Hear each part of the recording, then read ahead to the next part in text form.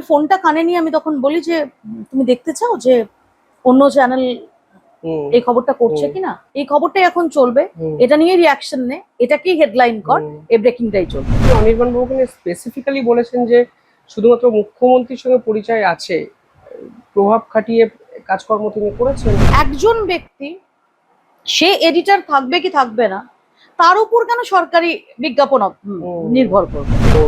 কোথাও দাঁড়িয়ে আমার মনে হয়েছে যে আমাদের একটা সেকশন এই জার্নালিস্ট আর লবিস্টের মধ্যে যে তফাৎটা থাকা দরকার সেই তফাৎটাকে আমরা গুলিয়ে ফেলছি। আপনার কি আজকের দিনে দাঁড়িয়ে মনে হয় যে ডিজিটাল মিডিয়াকে আলটিমেটলি ভ্যালু এবং সম্মান দেওয়ার জায়গা সরকারেরও এসেছে?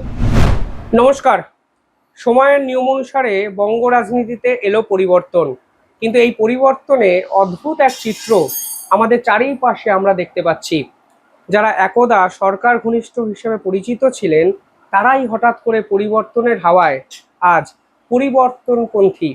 এবং আমরা যে মাধ্যমে কাজ করি অর্থাৎ সামাজিক মাধ্যম এবং সাংবাদিক মাধ্যম, দুই মাধ্যমেই এই পরিবর্তনকামী মানুষের ঢল বর্তমান সময়ে অনেকটা বেশি। সংবাদ মাধ্যমের সাংবাদিকরা ঠিক কতটা বদলালেন, আজকে প্রশ্ন সামাজিক মাধ্যমে উঠতে কিন্তু শুরু করেছে। অর্থাৎ অত্যন্ত গুরুত্বপূর্ণ একটি প্রশ্ন যা আমাদের সময় এবং ভবিষ্যৎকে কোন দিকে নিয়ে যাবে তাও কিন্তু নির্ধারণ করবে।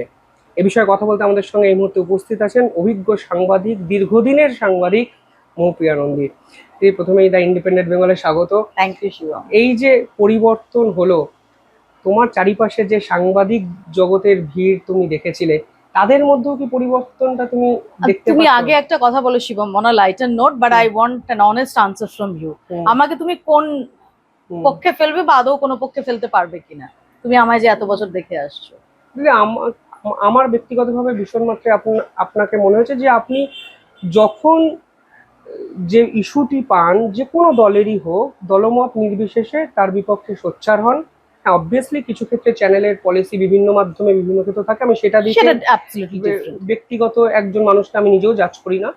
কিন্তু আমার ভীষণ মাত্রায় কখনো আপনাকে অন্তত মনে হয়নি যে আপনি নির্দিষ্ট একটি দলের হয়ে ব্যাটিং করতে শুরু করেছেন। এটা আমার ব্যক্তিগত অবজারভেশন, অনেকের এই বিষয়ে ভিন্ন মত থাকতেই পারে।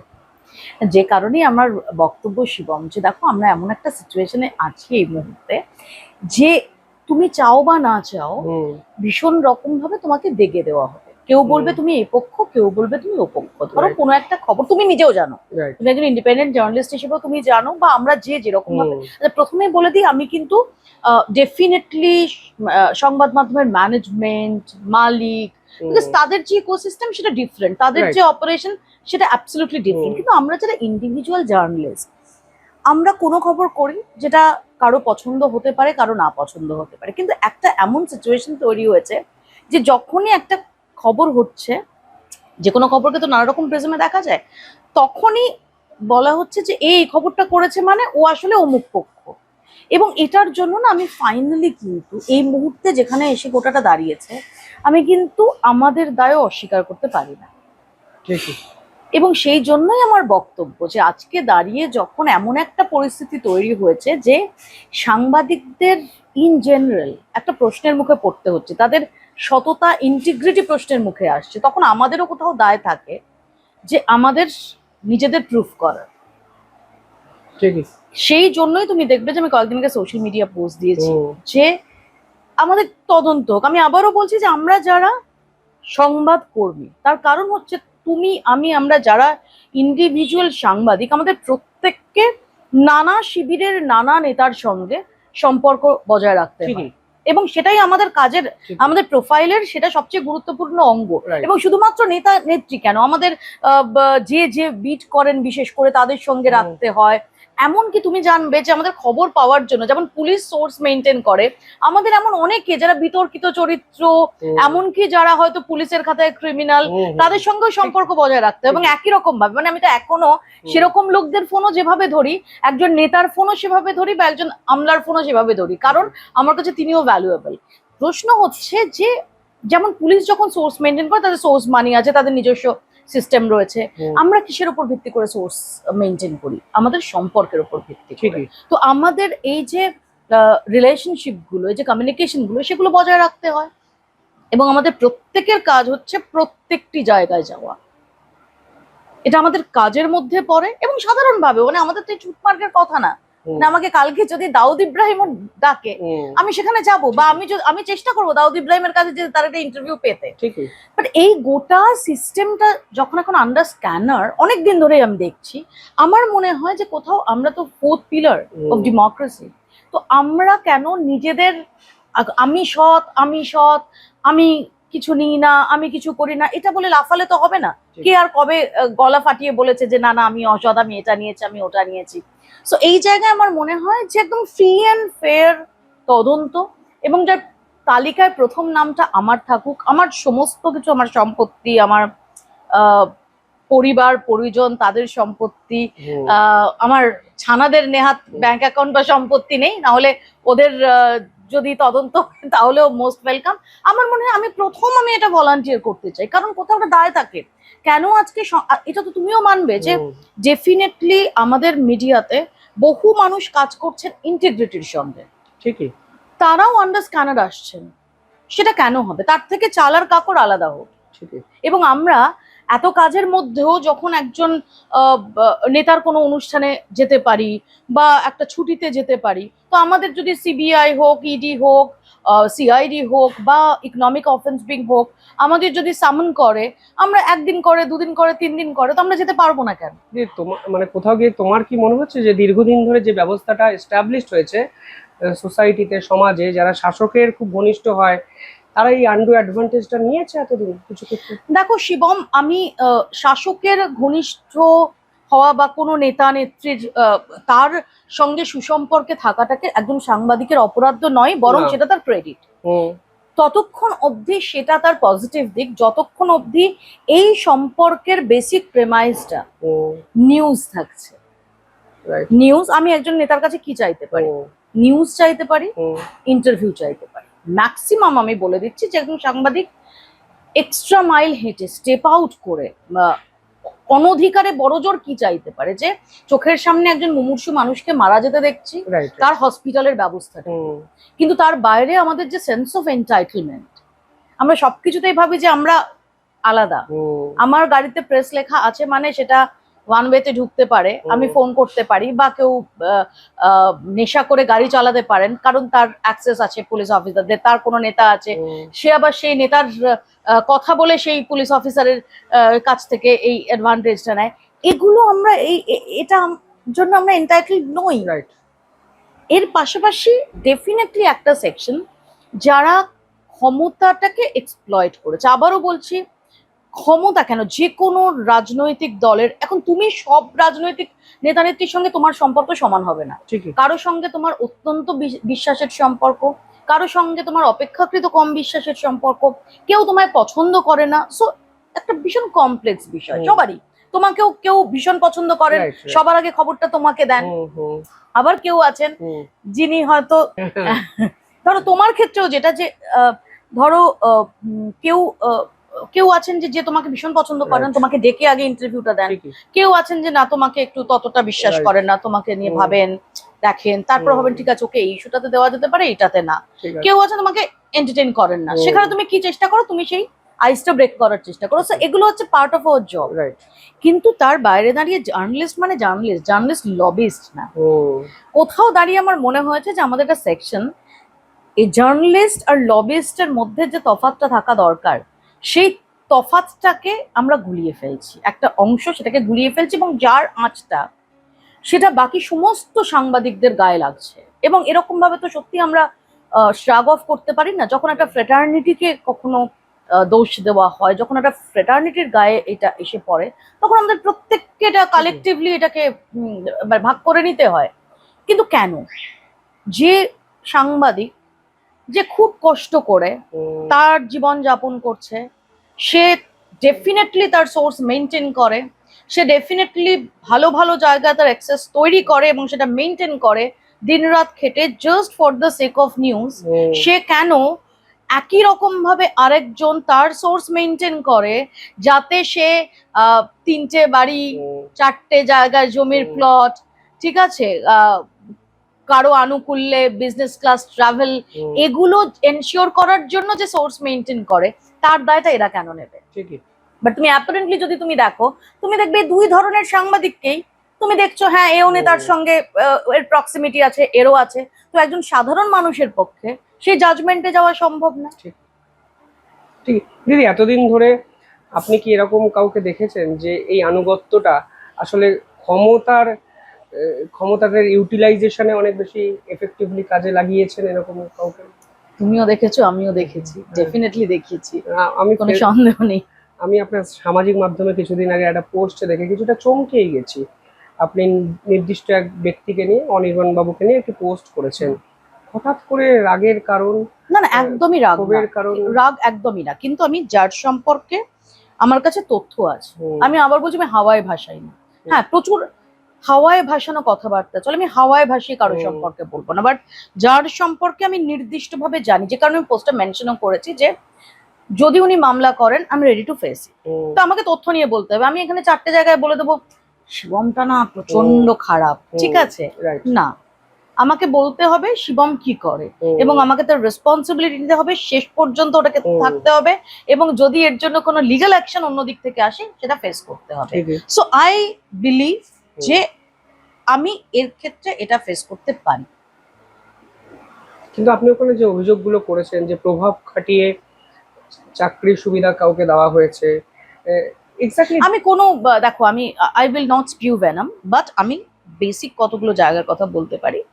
আমি খুব ক্লিয়ারলি বলছি, মেক নো মিস্টেক, তৃণমূলের মিডিয়া সেল থেকে কোনোদিন কোনো প্রেশার আমার কাছে আসেনি, so I will not blame them. বিজেপির মিডিয়া সেল, তাদের কাছ থেকে কোনো প্রেশার যে এই খবর চালাতে হবে, এই খবর চালানো যাবে না, এই প্রেশার আজ অব্দি আসে। সো মেক নো মিস্টেক যে আমি কোনো দলকে বা কাউকে আমি ব্লেম করছি, আমার কাছে আসেনি। আমার কাছে যদি আসতো আমি তাহলে খুব জোর গলায় এটা বলতাম, এখনো পর্যন্ত আসেনি। রাদার আমি একটা ছোট্ট ইন্টারেস্টিং ঘটনা বলি। আমার কাছে একটা ফোন একজনের কাছ থেকে এসেছে, নাম করছি না, একজন লিডার, তিনি এবারের ইলেকশনেও তিনি কন্টেস্ট করেছিলেন, আমি তার নাম করছি, জিতেছিলেন, সেটাতে আমি যাব না। তো তার একটা বেশ কিছুদিন আগে, বেশ কয়েক বছর আগে তার এগেনস্টে একটা খবর হয়, তো সেই খবরটা আমি চালাই, আমাদের মানে আমার রিপোর্টার যখন দেয় সেই খবরটা চালাই। তো তিনি ফোন করেন আমাকে, করে বলেন যে তুমি এটা কেন চালাচ্ছ, হ্যাঁ এটা, সেটা ইন্ডিভিজুয়াল, সেটা কিন্তু পার্টিগত ভাবে না, যে পার্টিরই তিনি হন না কেন পার্টিগত ভাবে অ্যাবসলিউটলি আসেন।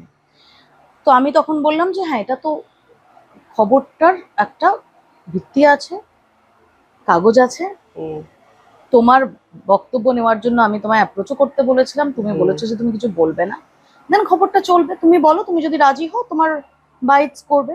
তো সে তখন আমায় বলে না এরকম হবে না, হ্যাঁ আমি কত আমরা রিকোয়েস্ট করেছি, আমার এক পূর্বসূরির কথা বলেন যে আমি যখন তাকে রিকোয়েস্ট করতাম সঙ্গে সঙ্গে সে খবর ড্রপ করে দিত। আমি বললাম যে আনফর্চুনেটলি সে তো নেই, আমি মৌপিয়া নন্দি, সো আমি কারো ফোনে খবর ড্রপ করি না।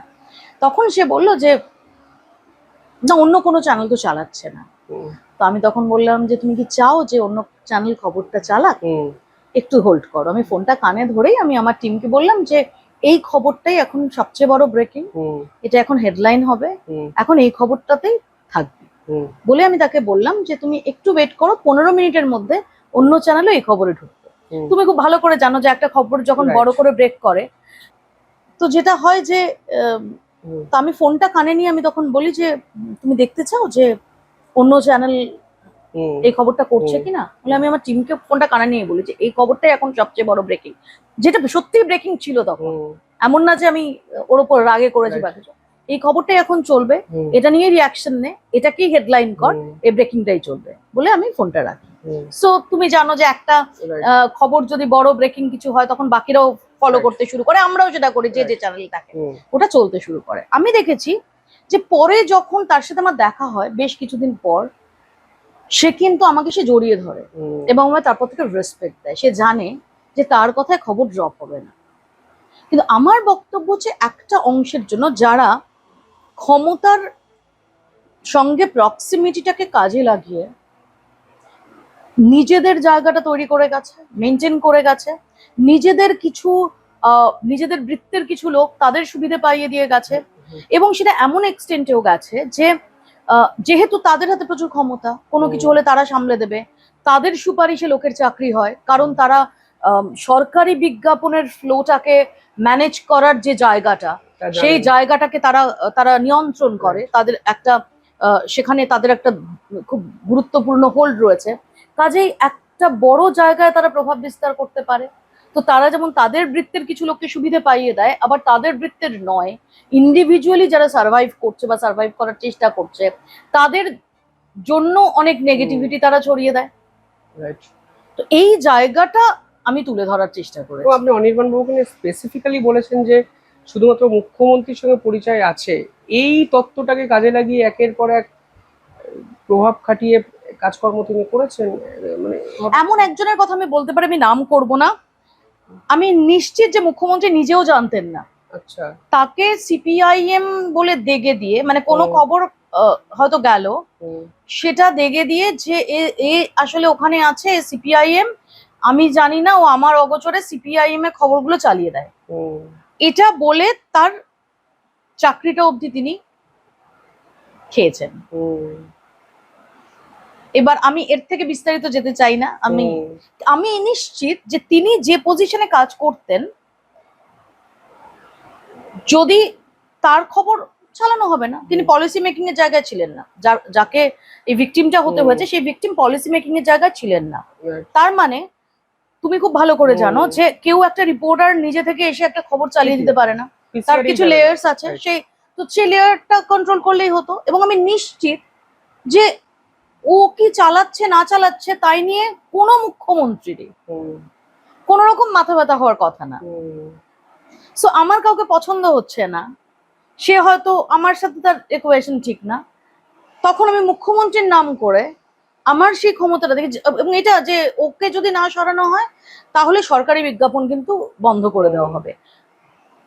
এবং এমন ভাবেই এই ইকোসিস্টেমটা তৈরি হয়েছে গত বেশ কয়েক বছরে, যেখানে দাঁড়িয়ে এখন কেউ বলতেই পারে যে তখন কেউ কেন বলেনি। হ্যাঁ, তখন বলার চেষ্টা করেছে, যারা বলার চেষ্টা করেছে তারা নানাভাবে ভিক্টিমাইজ হয়েছে। আমি এটা ডিটেল বলবো না, বাট কারণ সবার সেই পরিস্থিতি নেই যাদের আমি নাম করে বলবো। ডেফিনেটলি সবাই এত সবাইকে চাকরি করতে হয়, সবাইকে এখনো অব্দি মিডিয়াতে থাকতে হয়, এবং এই লোকজন তারা বিভিন্ন মিডিয়া হাউসে রয়েছে। তো আমি অন্য কাউকে তো বিপদে ফেলবো না, আমি নিজের কথাটা বলতে পারি। তো এরকম ভাবে তাদের ভিক্টিমাইজ করা হয়েছে, এমন নয় যে কেউ বলার চেষ্টা করেনি। সো এটা হতে পারে না। ক্ষমতার প্রক্সিমিটি তুমি যা ইচ্ছে করো, আমাদের কিচ্ছু বলার নেই, ইওর চয়েস। কিন্তু ক্ষমতার প্রক্সিমিটিকে কাজে লাগিয়ে একটা র্যাকেট চালানো, এটা হতে পারে না। এবং তার জন্য তোমার পছন্দের লোকদের নামে সুপারিশ করা, সরকার বিজ্ঞাপন দেবে তার নিরিখে, সরকারের যে নিয়ম আছে তার নিরিখে। একজন ব্যক্তি সে এডিটর থাকবে কি থাকবে না তার উপর কেন সরকারি বিজ্ঞাপন নির্ভর করবে?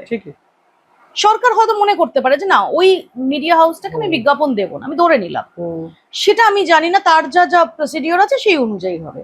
কিন্তু ওই মিডিয়াতে ওই লোকটি থাকলে তবে আমি বিজ্ঞাপন দেব, এটা হতে পারে না। এবং আমি আবারও বলছি যে আমি আজকে দাঁড়িয়ে যদি বলি যে তাহলে খুব মিথ্যে কথা বলা হবে যে না তৃণমূল থেকে খুব প্রেশার দেওয়া হতো এই খবর চালা, কোনোদিন হয়নি, বিজেপি থেকেও হয়নি। অন্তত আজকে আমি যেদিন দাঁড়িয়ে তোমার সাথে কথা বলছি, আমি যতদিন পলিসি মেকিং জায়গায় থেকেছি, আমি খুব দায়িত্ব নিয়ে বলতে পারি যে এরকম কিচ্ছু হয়নি। Not a single phone call I receive, neither from Trinamool Congress not from BJP, যে এই খবরটা তোমাকে চালাতেই হবে, এই খবরটা তোমায় ফেলতেই হবে, ড্রপ করতেই হবে, এটা তোমায় চেপে দিতে হবে। নো, মুখ্যমন্ত্রীর নাম করে নিজেদের আখেরও গুছিয়ে নিয়েছেন, হয়তো মুখ্যমন্ত্রী জানেনও না। সেটাই আজকের দিনে। যেমন আমি নিশ্চিত যে লোকগুলোকে ভিক্টিমাইজ করা হয়েছে সেই লোকগুলো নিয়ে মুখ্যমন্ত্রীর মাথা ব্যথা হওয়ার কারণ না। এবার কে চেক করবে? তার সঙ্গে যখন ওরকম একটা বিষয় জড়িত আছে, তো আমার এটাই বক্তব্য যে আমাদের সমস্ত রকম লোকের সঙ্গে মেলামেশা করতে হবে এবং আমাদের লিয়াজও মেনটেন করতে হবে। অফকোর্স লিয়াজও মেনটেন করতে হবে, সরকার পক্ষের সঙ্গে অবশ্যই লিয়াজও মেনটেন করতে হবে, বিপক্ষের সঙ্গে অবশ্যই লিয়াজও মেনটেন করতে হবে, বাট সেখানে একটা বাউন্ডারি লাইন থাকা দরকার। বাউন্ডারি লাইন রয়েওছে, আইডিয়ালি থাকার কথা, যে তার বেসিক প্রেমাইজটা হবে নিউজ, তার বাইরে না। আমি সেই সম্পর্কটাকে এক্সপ্লয়েট করতে পারি না। আমি তারা ম্যাচের টিকিট এনে বিলিয়ে লোকের 10টা লোকের আনুগত্য কিনলাম এবং সেই 10টা লোককে দিয়ে আমি আমার যারা অপছন্দের তাদের পেছনে লাগিয়ে দিলাম, তার কারণ ওরা জানে যে দাদা আমাদের টিকিট দেয়। ঠিক ঠিক একজন সাংবাদিক ডেফিনেটলি সে ইনভাইটেড হতে পারে, সে যেখানে যার দ্বারা ইনভাইটেড হোক তার যাওয়ার কথা। একজন সাংবাদিক যারা স্পোর্টস বিটে করেন, যারা বা আমরাও করি, যারা বহুদিনের ধরে করছি, ডেফিনেটলি অনেক সময় হয়তো তাদের কাছে আসে, সেটা আসতে পারে, একটা ইনভাইট আসতে পারে। ইনভাইট এলে অবশ্যই অ্যাকসেপ্ট করবো, অবশ্যই যাব, যাই, আবারও যাব। এবং সরকার পক্ষ হোক বিপক্ষ হোক অন্য যে কেউ হোক 100 বার যাবো। কিন্তু আমার এন্টাইটেলমেন্ট নেই যে আমি শুধুমাত্র ক্ষমতার প্রক্সিমিটির কারণে 50টা বা 60টা টিকিট এনে অকাতরে বিলোবো। রাইট, আনুগত্য কেনার চেষ্টা। দিদি, আমার একটা শেষ প্রশ্ন থাকবে।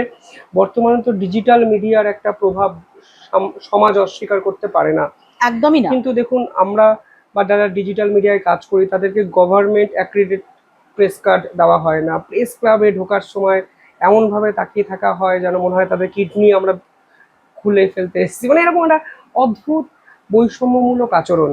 আপনার কি আজকের দিনে দাঁড়িয়ে মনে হয় যে ডিজিটাল মিডিয়াকে আলটিমেটলি ভ্যালু এবং সম্মান দেওয়ার জায়গা সরকারেরও এসেছে? দেখো শিবম, আমার এই ব্যাপারে স্ট্যান্ড ভীষণ ক্লিয়ার। যতবার প্রেস ক্লাবে ফটোগ্রাফারদের ভোটের প্রসঙ্গ এসেছে, আমি প্রত্যেকবার কিন্তু ফটোগ্রাফারদের পাশে দাঁড়িয়েছি। কারণ বিশেষ করে যখন অডিও ভিজুয়াল মিডিয়াম এসে যায়, আমি প্রিন্টের সময়টা বাদ দিলাম, তা প্রিন্ট মিডিয়াতেও তাই, একটা ছবি একটা গল্পকে এস্টাবলিশ করে, কিন্তু অডিও ভিজুয়াল আরো বেশি করে। যে audio visual is a team game, মানে সেখানে একজন রিপোর্টার কিছু করতেই পারবে না যদি সেখানে ক্যামেরা পার্সন, প্রডিউসার, এডিটার তাদের একই রকমের উদ্যোগ না থাকে। তো সেখানে দাঁড়িয়ে আমার মনে হয় যে এই যে রিপোর্টারদের মানে একটা শুধুমাত্র রিপোর্টাররাই রিপোর্টার এবং যারা মেন স্ট্রিম মিডিয়ার রিপোর্টার তারাই রিপোর্টার, এই কৌলিন্যের জায়গাটা কিন্তু এখন মিলিয়ে গেছে। এখন অ্যাকসেপ্ট করতে হবে যে ডিজিটাল মিডিয়াকে স্বীকার না করলে, এটা আমি আগে একাধিক পোস্টে লিখেছি বা বলেছি, যে ডিজিটাল মিডিয়ার গুরুত্ব সেটা অস্বীকার করার কোনো জায়গা নেই, তার প্রভাব সেটা অস্বীকার করার কোনো জায়গা নেই। বরং ডিজিটাল মিডিয়া আশায় যারা টেলিভিশনে আছি, আমাদের আরো বেশি করে, প্রথমত টেলিভিশনের ড্রাইভিং ফোর্সও ডিজিটাল মিডিয়া। টেলিভিশনে কজন এখন দেখেন? টেলিভিশনে একটা খবর আমি ব্রেক করছি কিনা সেইটা কিন্তু কেউ দেখেন না যে হ্যাঁ এই খবরটা ব্রেক করলো অমুক হাউস। কি হয়, ডিজিটাল স্পেসটায় যখন সেটা আসে তখন বলেছে হ্যাঁ এই খবরটা না ওরা ব্রেক করেছে।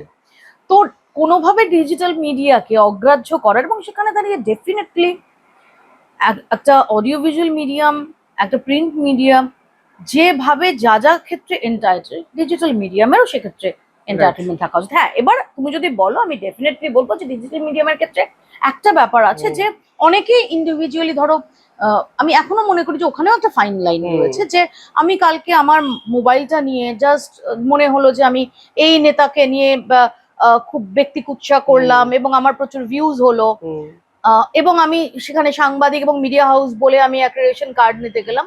This is also not done.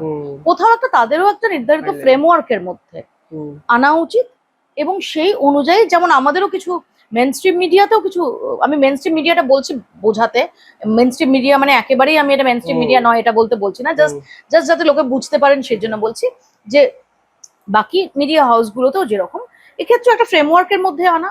যেমন আমাদেরও কিছু নিয়ম মানতে হয়, যে আমি যা ইচ্ছে তাই করতে পারি না, সেখানেও সেই নিয়মগুলো দেওয়া, এর মধ্যে একটা নির্দিষ্ট ফ্রেমওয়ার্কের মধ্যে এনে ডেফিনেটলি সবাইকে একই রকম ভাবে কনসিডার করা উচিত। অবশ্যই সকলকে একই রকম ভাবে কনসিডার করা উচিত। আমার মনে হয় সময় যেমন পরিবর্তন হয়েছে, রাজ্য রাজনীতি যেমন পরিবর্তন হয়েছে, ডিজিটাল মিডিয়ার ক্ষেত্রেও সরকারের ভাবমূর্তির, অন্তত নতুন সরকারের আমলে ভাবমূর্তির পরিবর্তন হবে।